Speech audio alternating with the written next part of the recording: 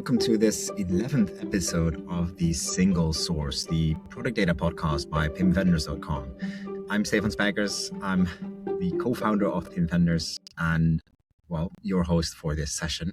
And I'm joined today by Helen Grimster and Krebs Jobse, who will quickly introduce themselves after the housekeeping. So we are doing a live session, which means you can interact with us on YouTube or on LinkedIn, where we are both live. And we're keeping an eye on the comments. If you have any questions or comments that you want to share with us, just let us know. We're making a recording, and you can, of course, always follow us on the podcast platform of your choice, be that Spotify, Apple Podcasts, or for the hipsters out there on YouTube as well. And of course, check out our website if you want to have more product data information. Maybe one specific highlight before I hand off to Helen and Chris to introduce themselves is our offline event coming in the beginning of October, where in the center of the Netherlands, we'll be introducing you to more than 10 different solutions and solution providers that will present their customer cases to our audience of product data specialists. So if you would like to experience the world of product content, check out productcontenteurope.com and visit us live, see us live at the event in the beginning of October. Now, with that all out of the way, a quick round of introductions, and then I'll introduce the problem and topic of today, which is PIM selection. So something we know a bit about. Chris, maybe you first and then Helen? Yeah. Chris Jobs, the co-founder also of PIM Vendors, and what I've done in the last 25 years is PIM and PIM selections and helping companies finding the right PIM. And I've seen this evolve over the years, and I think, we can talk for hours on this topic. We'll limit it, I think, today to 1 hour, and I hope to give you as much information as possible. Hi, I'm Helen Grimster. I work at Syndigo. I cover PIM and MDM. I've been in the industry for quite some time. I used to work at Gartner and spent, I'd say, every day talking about this question, how do I choose a PIM and so on. Prior to that, I've worked for a number of other PIM and MDM vendors. So really looking forward to discussing this because it's a really interesting topic.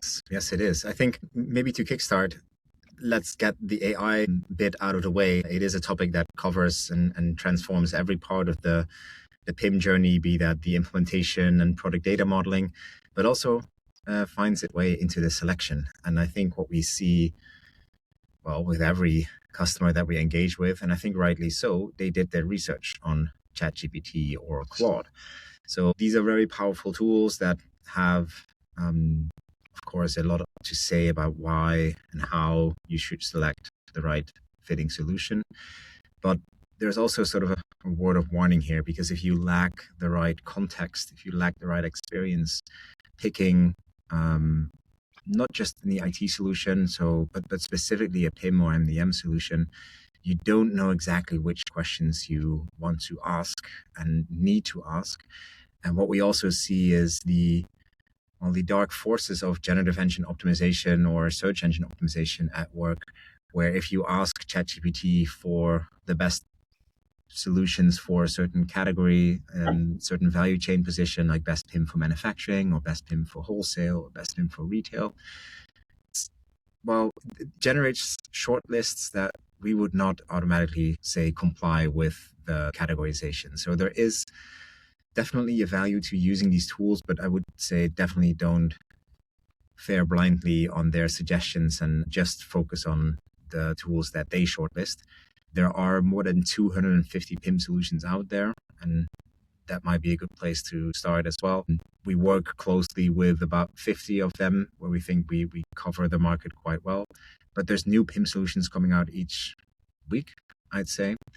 And the generative engines are not great at providing you with the best fitting list, even if you provided the right context. So just a quick word of warning.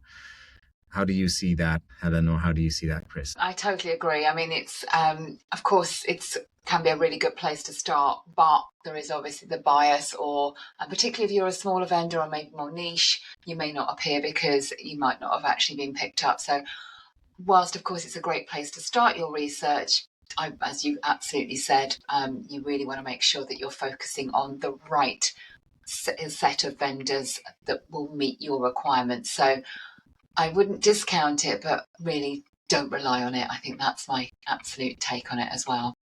Yeah, I agree with that. And actually, you see the same pattern as when Google started.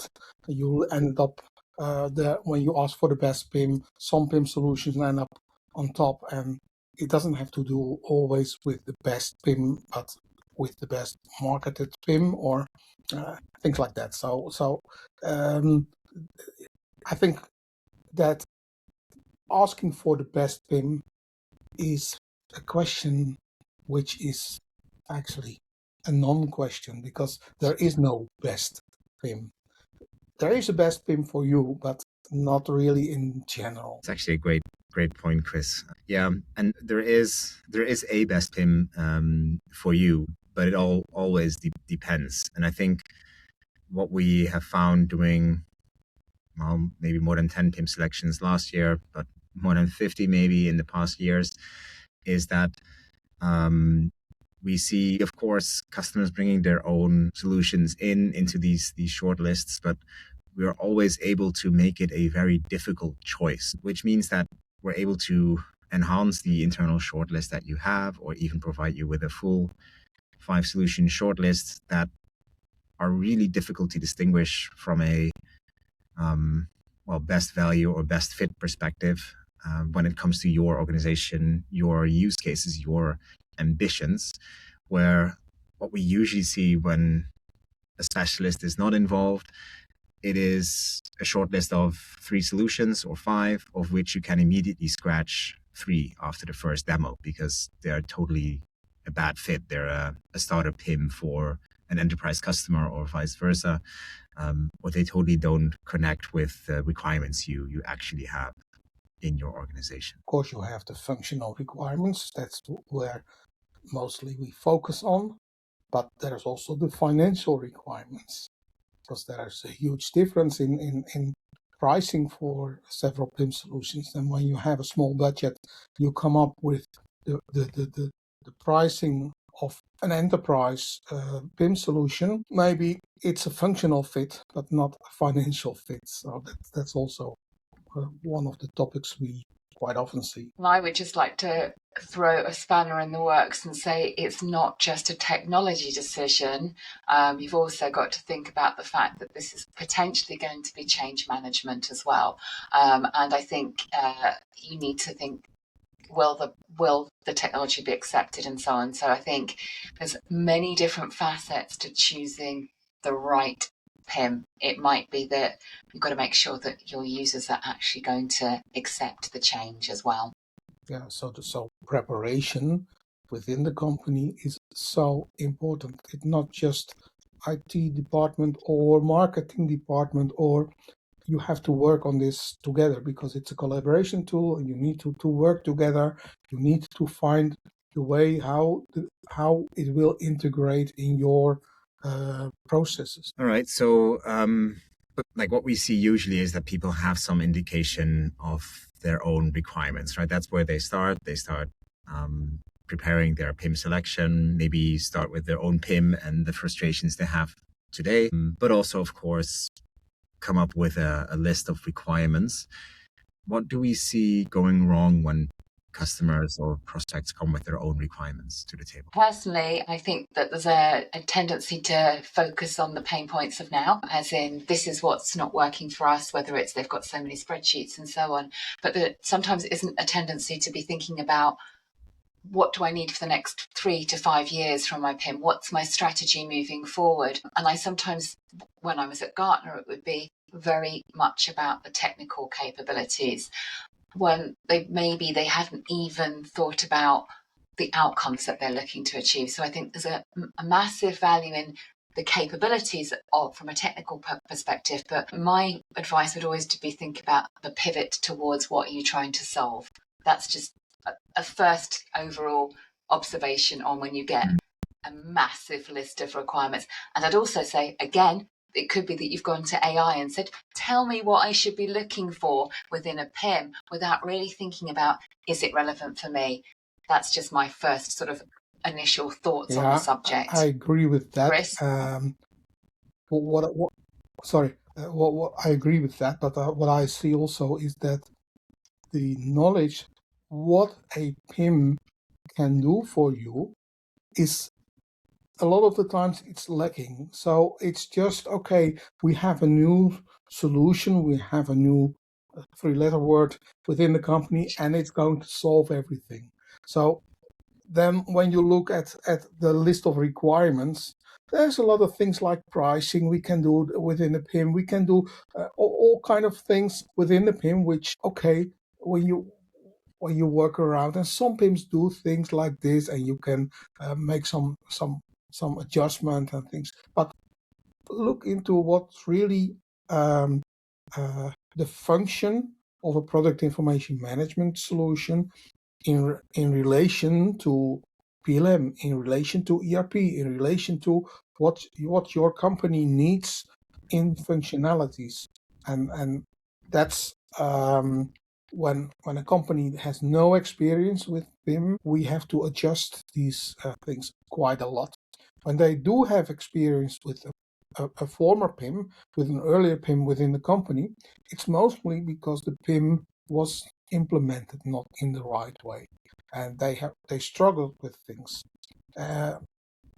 They know something is not going all right, but they're not always able to pinpoint what the flaws are and what the issues are. So our role is mostly also to look into their requirements and say, okay, this requirement, it's a valid requirement for you, but it shouldn't be addressed within the PIM area. We should separate it and look into more into the total architecture of your company, and maybe an ERP should solve this issue, or a PLM should solve this issue, or whatever. But that's what I see.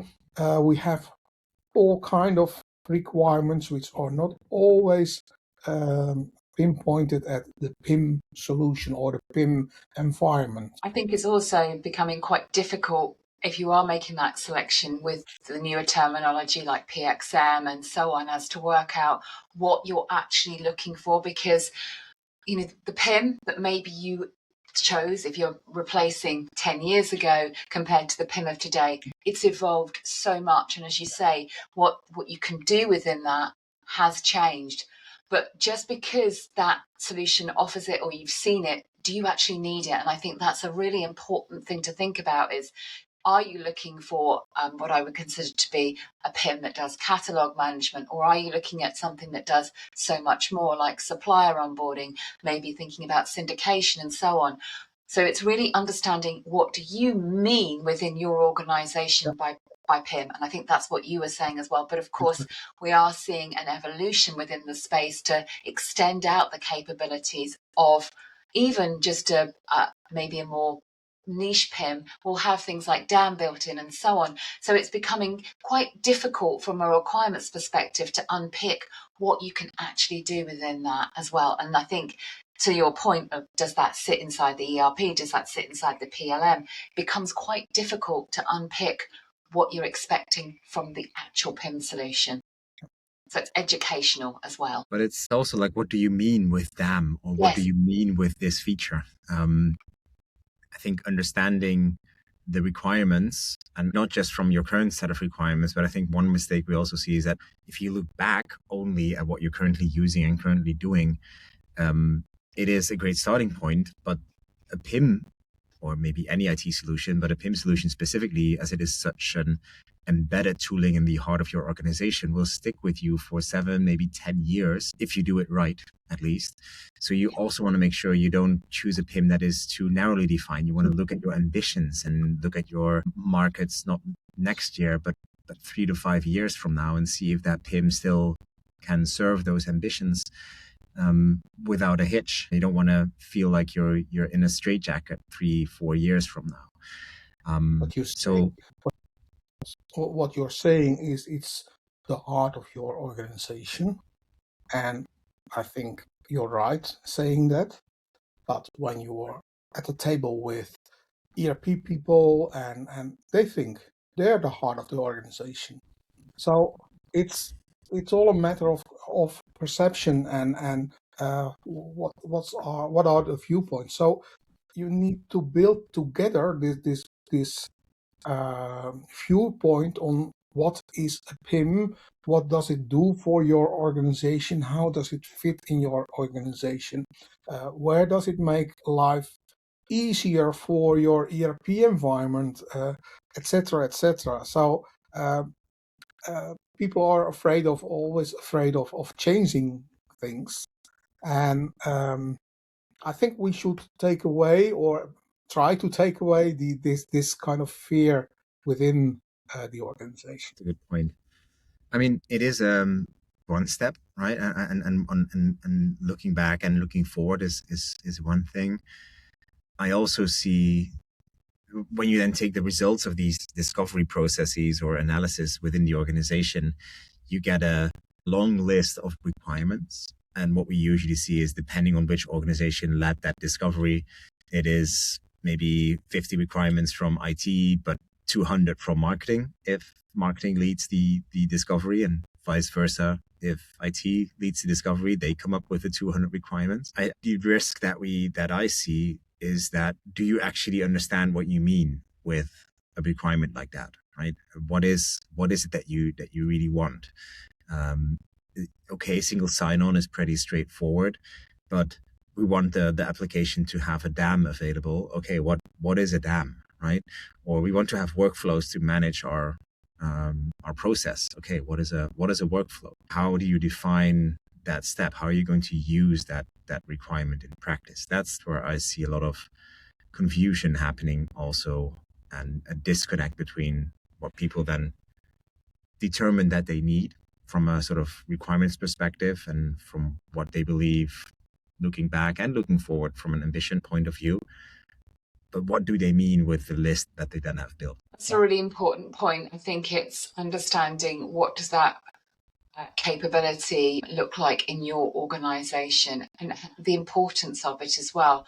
And I think, for me, if you're submitting some sort of checklist with 255 or 500 questions in it, I think you're missing the point there. I think it should be, yes, of course, you can talk about workflows and so on, but what does that mean for your organization? How are you going to be using that capability? I always think you need to turn it around, because we all know, we've been in this area for quite some time, that the capabilities are quite similar, or most of the vendors that you're looking at can offer the same things. It's how they do it, but does it meet your way of working, and how easy is that for people to actually pick up and look at? I think the most successful criteria that people put forward are, can you show me how you can solve this problem, or can you tell me how your solution would fix our most pressing pain point, but also, if we want to do this in the future, how can we pivot? Not that I dislike massive RFPs, but I really sometimes wonder, what are you going to do with those different 500 questions at the end of it? How are you going to compare that? Because, and we all know that a lot of the times everyone will just say yes, that they can do it. So I think it's a really difficult thing to take a massive requirement list and present it like that. And I don't know, from your experience with helping people with this, whether sometimes you just think, really, you've given me these 500 questions and you expect the vendors to all do that? Yeah.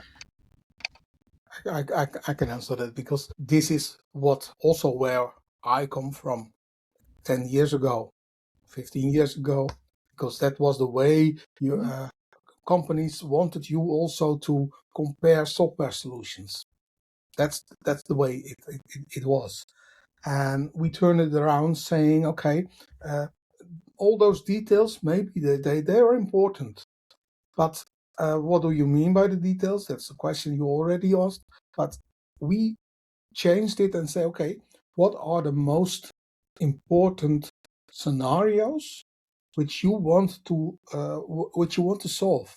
What are the issues you want to solve within the companies? And can we then make a scenario out of this which can be shown by some vendors, then they're all on the same level. They're all have the same requirements from you as a company. We provide some data, and you can show this scenario, and then you have a feeling, okay, everybody can do this, but they do it in a different way, and one way is maybe more connected with your company than another way of working.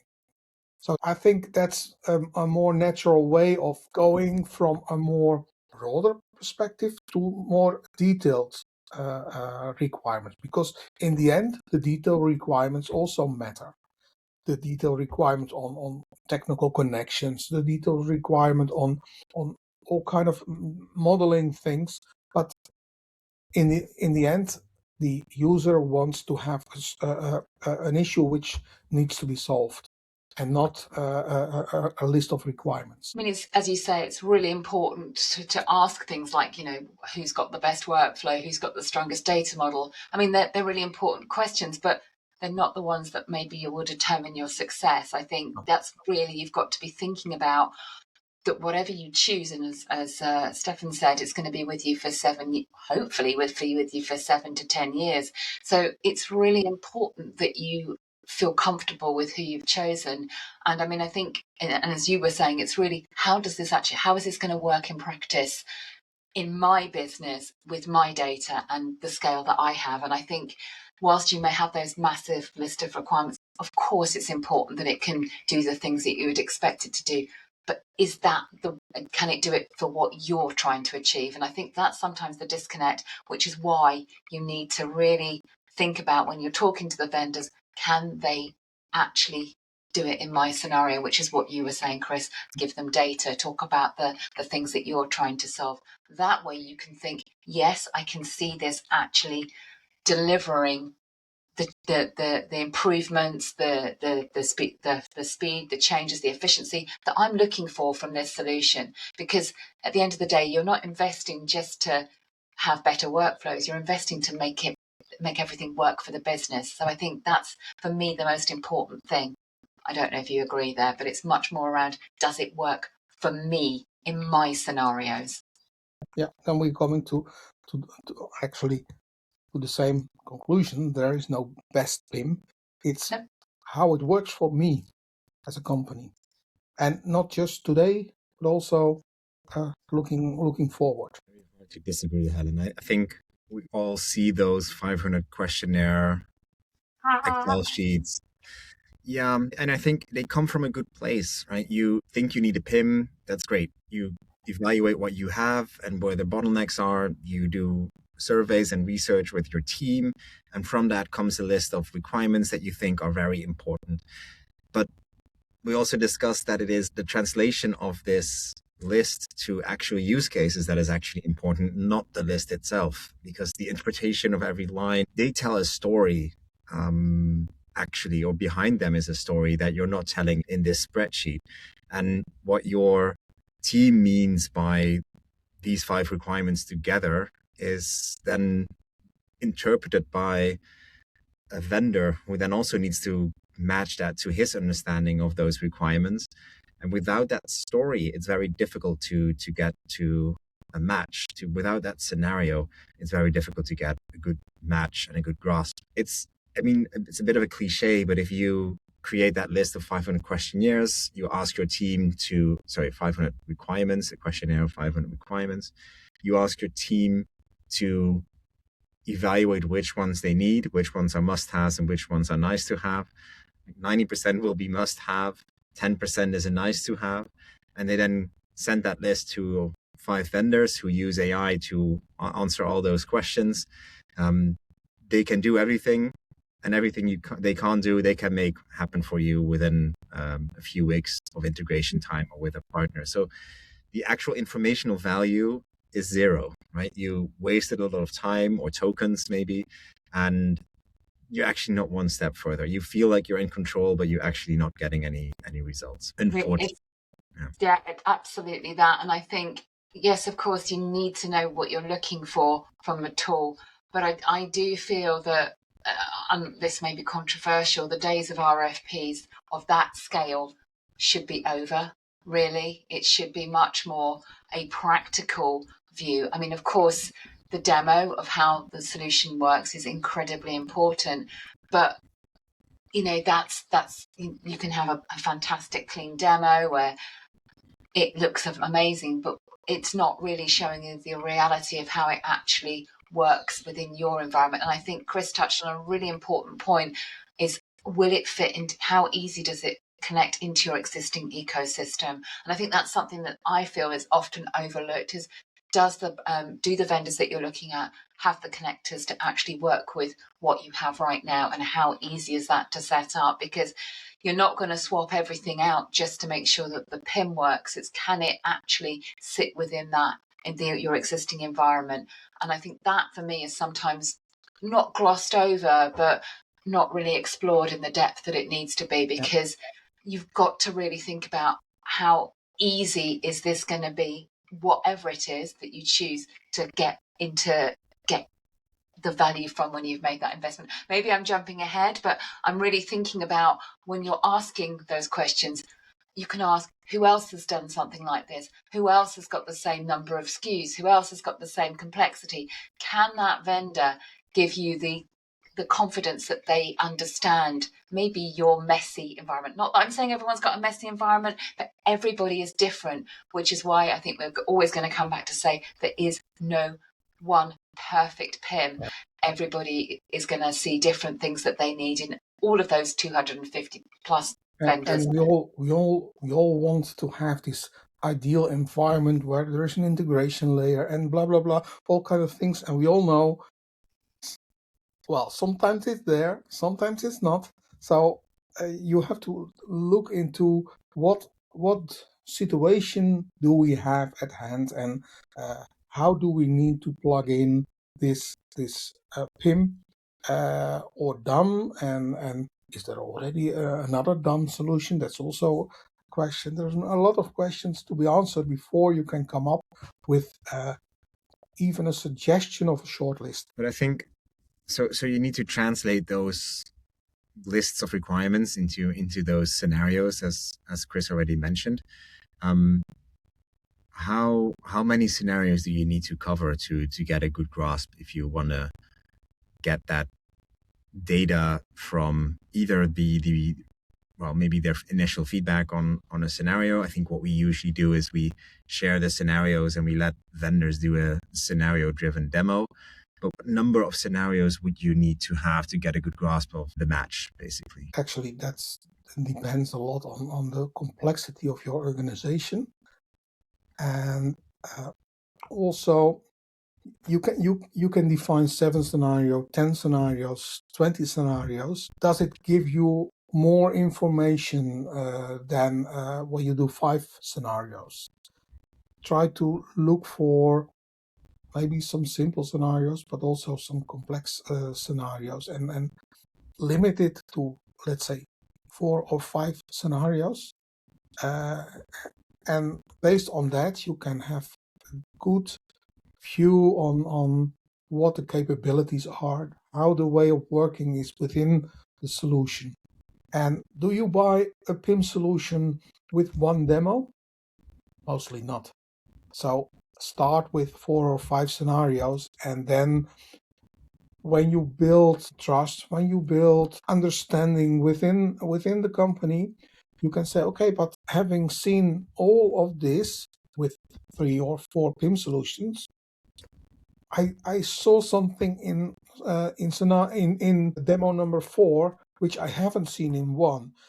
Can we have another demo and seeing also this functionality? Because we didn't know we were going to ask this, or we were going to see this. So it's always maybe 2 or even 3 contact points before there is actually going to be a solution buying a new PIM solution, because you don't buy it for 1 year or 2 years. It's a long-term decision. I would also, with the scenarios point of view, think about not just focusing on one area of the business when you're pulling those together, because the PIM is not just going to be for one particular user or one particular use case. Is to think about who else do you need within your organization to actually get behind this purchase or this or maybe this replacement, so that you've got more of a, maybe that's later on, but you've got more of a broad buy-in or understanding of potential use cases that the PIM could solve. Maybe not straight away, but maybe in 6 months or a year's time, because I think the more people across the organisation who can see the value from it, it will really help strengthen the decisions. And of course, some things that matter to one part of the organisation don't matter to another. So that can be really difficult when you're building those scenarios as well, is to really think about which are the ones that maybe are for now, short term, and maybe things that you're thinking about long term. So it can be quite a process of, as Chris suggested, starting with 4 and then deep diving further in, I think is really important, because if you're buying after one demo, you're not evaluating it properly. That's just my feelings on the subject. Yeah. It's more entertainment than actual informative if you just have one demo, especially if it's a vanilla type demo, right? Where they just show the highlights of the amazing tooling. They show how the AI integrates. They show how smoothly the workflow works from onboarding all the way to publication. And it looks amazing, but that's great. You had a 1-hour entertainment session from someone probably very good at his job or her job to showcase you the solution that they offer. But there's nothing wrong with those demos, by the way. I think sometimes they're really important for you to think, and the other thing that I really feel people underestimate is, do they like the look of the solution? Because you've got to go, you're going to be working on that day in, day out. Do you feel comfortable and confident in the way that you can work through it? I mean, I know it's ridiculous, but you've got to be thinking about the end user experience of, is this something that you feel that your users are actually going to want to work with on a day-to-day basis? So those 1-hour vanilla demos are really good at maybe determining whether it's a yes or no moving forward, because you can go, well, that looks quite complicated, or that user experience is great, and I can really see that somebody wants to get behind that. So, even though we can say, oh, it's a vanilla demo, in some cases it will help you. Maybe you might start with a long list of 10 vendors. Hopefully you don't, but you might. But it might help you slim that down to the 5 that you really feel will resonate for your organization. Maybe it's because the interface looks like something else you've already got, or that you've got maybe more technical users and they have different requirements. So as Chris said, it's going to be multiple demos, but the vanilla one can be really good at maybe whittling down the ones that you don't actually think will be a good fit. What we often do is, because some companies, they already have experience with PIM solutions, or some companies, they are looking into a PIM solution for, let's say, half a year. They have some demos, vanilla demos, but others, they're more limited, and especially not all of the participants in the selection process have the knowledge about PIM. And we start often with a vanilla demo, just to have the feeling what a PIM can do, and not just from one solution, but multiple solutions, so they can see the differences.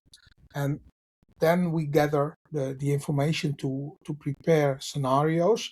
People are already more aware what they can expect from the PIM solution, and with those scenarios we are going into a more deep dive for the scenario-based demos, and which the scenario-based demos we have a scoring mechanism, and even more important, we ask people to put remarks by their scoring, because that's even more valuable. Why do you score an 8? Why does someone else score a 5 in this point? We want to have this discussion internally with all the participants, because in the end, everybody needs to be happy. You cannot be happy on 100% of all the items, but you want to have a consensus for a selection. It depends on how you use the vanilla demos, right? So there's nothing wrong with doing a vanilla demo and keeping it as it is, using it as entertainment, or using it as education. And especially as education, it's a great place to start and start understanding the PIM space, right? But using it as the only touch point in a decision-making process, that's where I'll draw the line. and say, hey, that's not how you should run these things. But for sure, I think we usually see with our clients that while we are collecting the input for the scenarios, or just shortly after, we do a first 1 hour introduction with all the different vendors that we have on the short list, so that you can have all the stakeholders get a feeling of what's out there, right? So they have maybe their own tooling as context, be that ERP or even a dedicated PIM, but an older solution. But you want to show the world and see what is out there, and maybe even use that as input, as Chris already mentioned, for other deep dive scenarios or deep dive demos, either the immediate scenario demos or separate deep dive demos on certain topics, because they will inspire you. The vanilla demos will inspire you with requirements or with features you haven't thought about before. That said, you have the requirements, you distill them into scenarios, you share that with your shortlist, you plan a quick introductory demo, knowing that you will have a deep dive demo later. You score those deep dive demos with a scoring list so you can compare. Is that enough to make the right call? How does it go from there? No, I think for me, of course, it's the demo and so on. That's really important.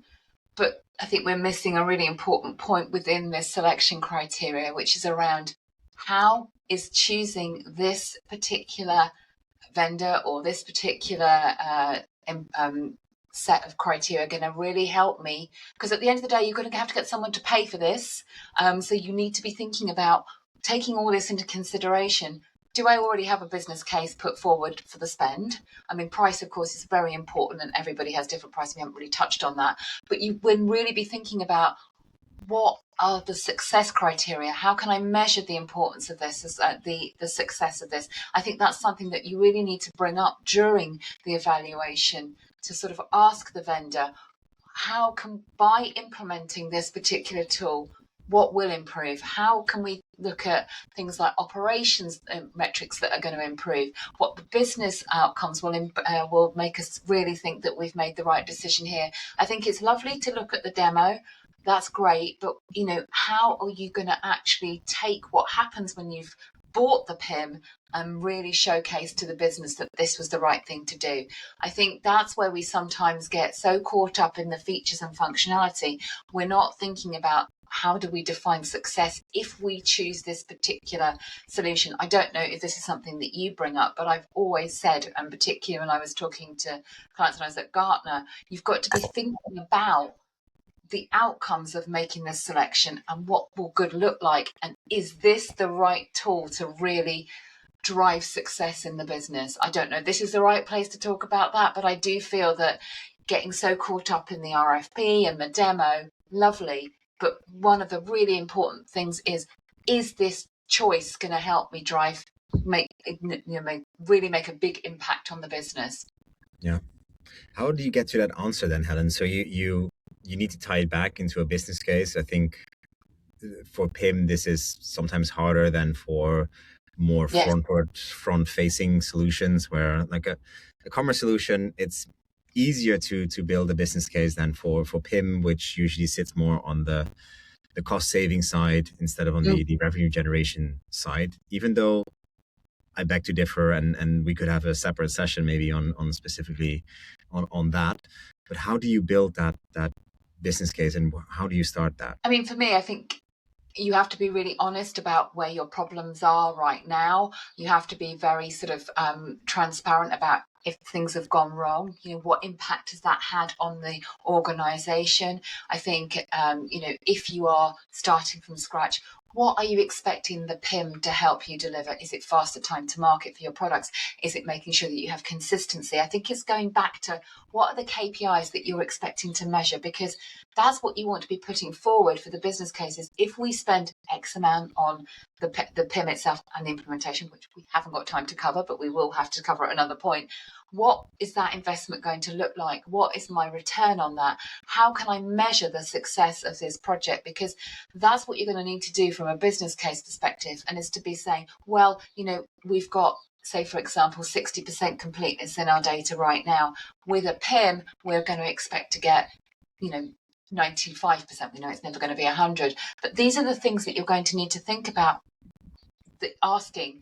But also, when you're talking to the vendors, have they got use cases that can help you say, oh, this was a customer that had the same issues or the same volume and so on. So I think it's thinking about those metrics that you can tie back to actually getting the sign off for the project. Hopefully, if you're getting to this point and you're doing all of this, you've already got sign off.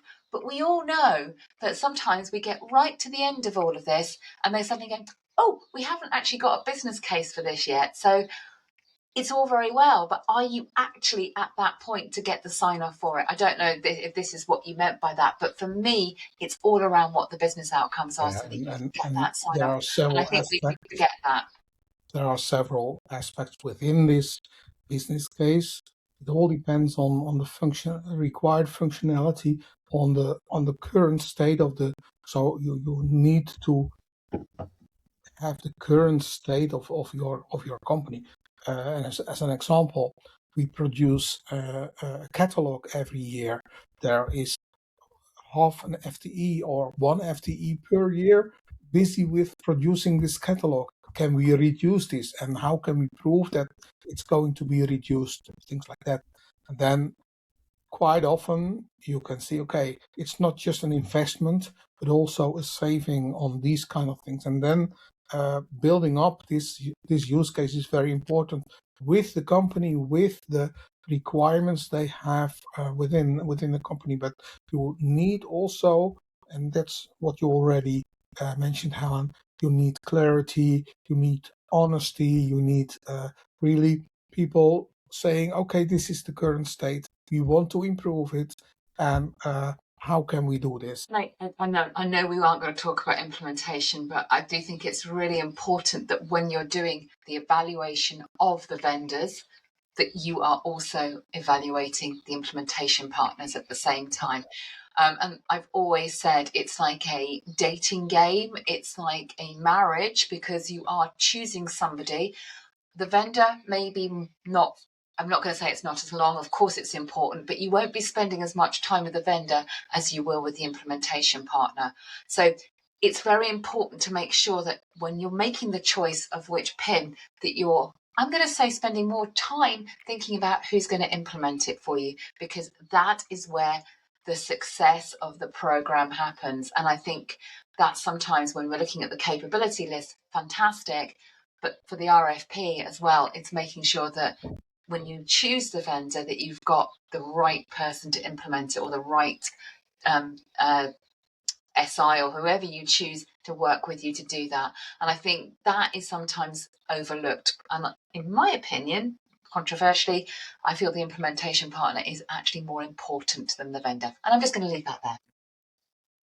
I know we weren't going to really get into that today because I think that's a whole. No, I mean, it is true that it is not it depends, of course, on which level you're in. Like most startups have PIM solutions that you can self-onboard on, but when you start hitting mid-market and especially in enterprise, that you need to have a partner that understands that complexity and takes you along in the journey of the implementation. But it is a long-term relationship. They will stick around to do configuration and updates and small process changes with you for the coming 10 years. Yeah. And it is a marriage with 3 partners, which makes it interesting and not legal in most jurisdictions. But you're stuck in good times and in bad with that partnership of 3. And yeah, and I want to add maybe a fourth one, because you have the PIM as a solution, which you can have in a box. You have a PIM, but you have also the integrations, and that's something which is so important, because a PIM without integrations doesn't function. So is the implementation partner of the PIM also an integrator or not? If not, who is going to do the integration? Is this your internal IT department, or is this an external IT provider? So that's also an important part. So it's a complex puzzle of fitting together all kind of companies and all kind of people who need to work on this project. it needs to be governed very, very, very good. And that's a really important point as well around the integrations are how many are out of the box, as in, do they already have pre-built connectors? Have they done it before? But also, as you say, are there things that you're going to have to build? But again, we all know that people will swap certain things. They may change their CMS, they may change, hopefully they won't change, they may be going through an ERP transformation, a whole other topic. So it's making sure that it's not just for now, but if you know you're going to be swapping to something in a year or 2 years, that they have that ability to make sure that that's a smooth transition as well. So absolutely, I think you're right. There's 4 people within this whole, or 4 different components to this sort of selection and relationship building, because it is a relationship. As you know, as you said, it can be rocky, it can be beautiful and harmonious, but it's got to make sure that that is the right choice for you as well. So I think it's the integration piece is sometimes very much overlooked or underestimated, because are you thinking of doing it yourself, which do you have the right people there to do it? And you're right with the fact that you may not need a partner for doing it if you're taking a more smaller compact PIM that maybe is self-set up. But also, again, you want to be checking things like their documentation and how they do that as well. So there are other components for when you're making that selection that are not just capabilities. It's the wraparound, training, support, all of these other things come into the factor of making the decision, which is incredibly important. Do they have 24/7 support that you can access? If you are a global company, so many other components that fit into this selection criteria. Yeah, let alone data cleansing from things. There are, well, a lot of things going on. Maybe that's a topic for another podcast, I think. Another set of non-functional requirements and implementation partner selection. I think that it's actually a great topic for a follow-up. Let's try and make it more, maybe bring back some overview, right? Because we've expanded the complexity a lot in the past 50 minutes. How can we now bring it back to small steps that everyone can take tomorrow or whenever they're in a PIM selection process?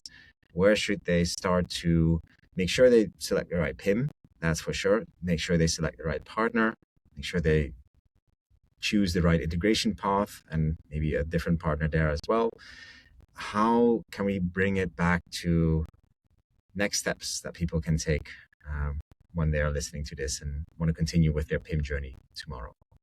I think my biggest... Oh, you go, Chris.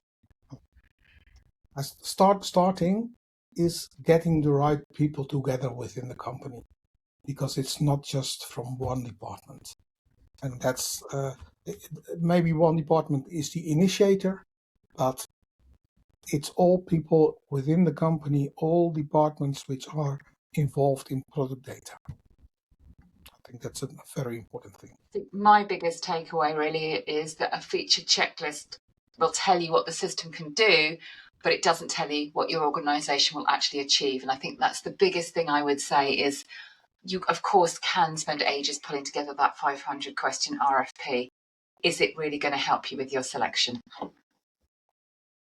Yeah, that's a good point. If I can then distill both your points of the whole conversation into maybe one sort of key takeaway, it is always keep the end in mind, right? Start with the end in mind, go through the demos with the end in mind, do the return on investment calculation with the end in mind, and choose a partner and integration scheme that works with the end in mind. And the end, I should say, is not the selection itself, but going over the coming years, what do I want to achieve, and what is the best fit for this, but have this end goal over multiple years, I should say. And make sure that the end goal is aligned, not just your end goal or your department's end goal, but that it is a shared end goal of the whole organization. I think one other thing to think about along those lines is the vendor that you're choosing going to be good for just now, or can they offer you more capabilities in the future that you might potentially need? And if you don't need them, don't get caught up in the fact that they may have 4 or 5 different offerings or other modules that they're trying to sell to you. Because if you don't need them, choose something that's more simple and meets your requirements, because that's what I've seen a lot of, is people getting caught up in seeing a huge ecosystem of different solutions that they will never ever use. That's another thing to really think about as well. Yeah, I agree. And we can touch the user interface here again, and we can, I mean, let's schedule that another session on the non-functionals of PIM selection, because I feel we focused a lot on the actual requirements and what a tool should do, and how you make sure you choose a PIM that matches your functional requirements and matches the goal, and has the end in mind for the coming 5 to 10 years, not just the coming 2 years or just for the selection. Let's schedule one that covers those non-functional requirements and touch on this top subject again. And I would say thanks a lot for joining us today and sharing your wisdom and bringing back all that complexity that we touched back into a few tips that people can take away from this conversation and apply immediately. But if they have follow-up questions, I think, Helen, they will be pretty easy to find you on LinkedIn. I shared your profile in the comments if people want to visit you and send you a quick message or connect. Same is true for Chris. I shared your profile as well. So if you have any questions that are more PIM related, you can also reach out to me or to Chris, as always. And of course, subscribe to our podcast either on this platform that you're listening to right now, or Apple Podcasts, Spotify, wherever you get your podcasts. See you in the next one, and have a great day. Thank you. Thanks so much. Thank you. Bye-bye.